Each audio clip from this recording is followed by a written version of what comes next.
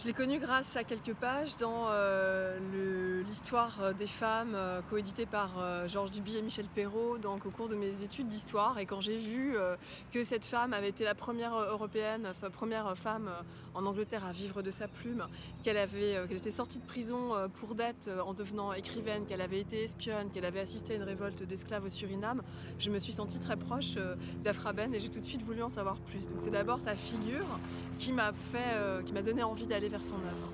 Alors effectivement, c'est passionnant le cas d'Afra Ben parce que dans ses comédies, elle met en scène un espace imaginaire qu'on peut appeler un troisième lieu, un espace où se crée un réseau, alors essentiellement aristocratique, de jeunes gens internationaux qui transgressent les frontières linguistiques, nationales. Okay.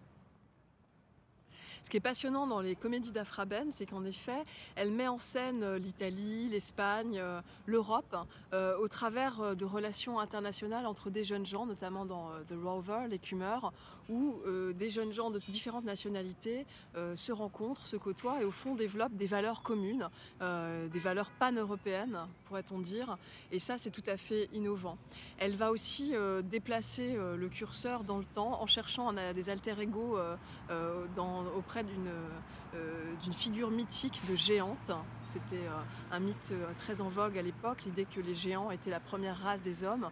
Et elle met en scène dans ses comédies des personnages de femmes toujours extraordinaires, monstrueuses ou surdimensionnées, pour représenter un peu l'idée qu'elle-même est une femme surdimensionnée et qui se sent trop à l'étroit dans ce XVIIe siècle et dans le carcan des rôles sociaux de sexe de cette époque.